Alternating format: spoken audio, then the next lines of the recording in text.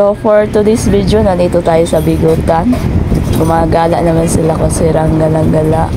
Actually, pupunta tayo ng Lakeshore or TLC dito sa Bigutan.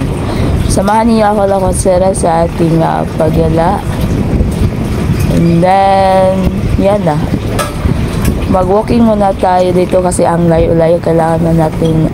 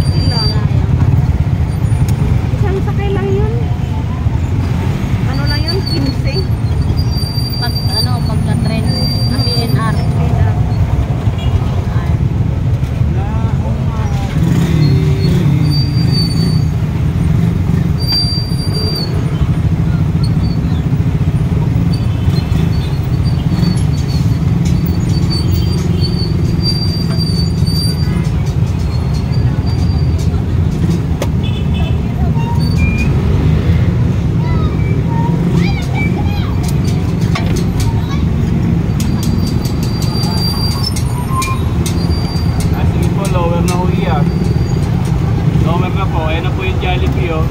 Hanggang saan tayo? Diyan lang? Opo, dito lang po kami. Ilan na? Malayo pa. Apat. 52 po. Kayo na po ng dalawang piso. Lalakarin niyo po yung lecture. Magkano? Presyo lang. Pag na tayo, ano, sunod na lang. Iikot pa yan eh. Baba na kami? Iikot na kasi yan siya. Pag-ikot mo na lang. Ito po yan, oh. Ay, dos lang pa lang. So dito lang kami? 2 piso na lang. Tatay, may dos ka dyan? Yeah, dito na po kami. Dito na po kami.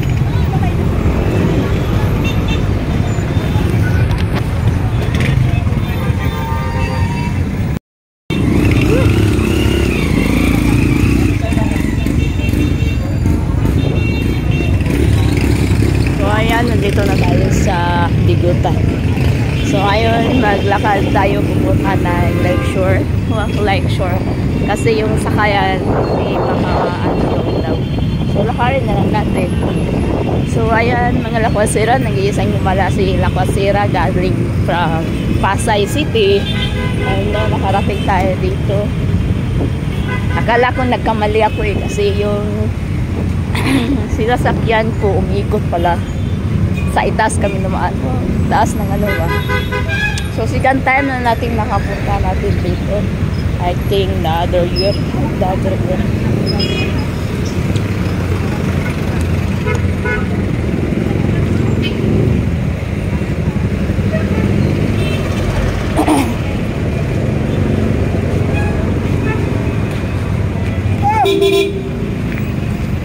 Pwede naman ba? Lumaban!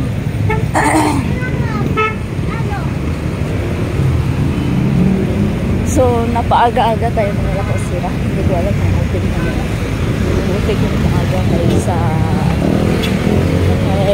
sa magabian.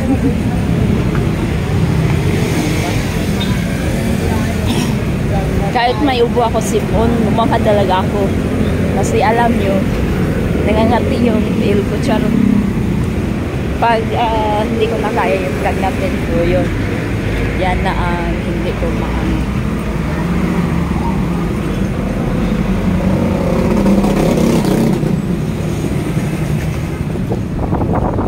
Sarap ng hangin ito mga culture. So madali lang tayo dito, magbiyan na lang. So dito tayo tumaan sa ano kasi walang ano lang.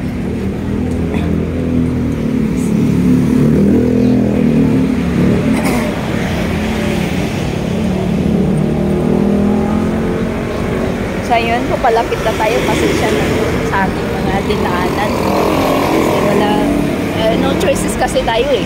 Kasi pag sa itaas, baka masagi tayo ng mga car.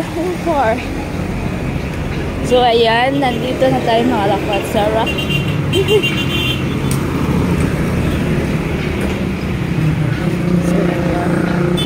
So ayan, palapit na tayo sa area natin pupuntahan. Actually, sinasadya ko talagang makagala dito sa TLC or Lakeshore dito sa Bigutan. So medyo layo-layo mga lakwasira, pero tiniis natin, tiyaga, kalating sa baga sacrifice, diba? So ayan, dito pa lang may nagtitinda ng mga pagkain. Kung nagugutom kayo, kung gusto nyo kumain, may nagbibinta naman dito pagkain, soft drinks. And then sa loob naman ng area, nagbibinta din sila, may mga restaurant na mga fast food, pero mas siguro may kaibahan sa presyo. So no choices talaga, kailangan tayong lumamon, diba? Ang ganda ng panahon. Akala ko umulan eh, kasi kanina sa bahay parang maano yung kalangitan. So pasalamat tayo kasi hindi umuulan, diba? Ang ganda-ganda ng panahon.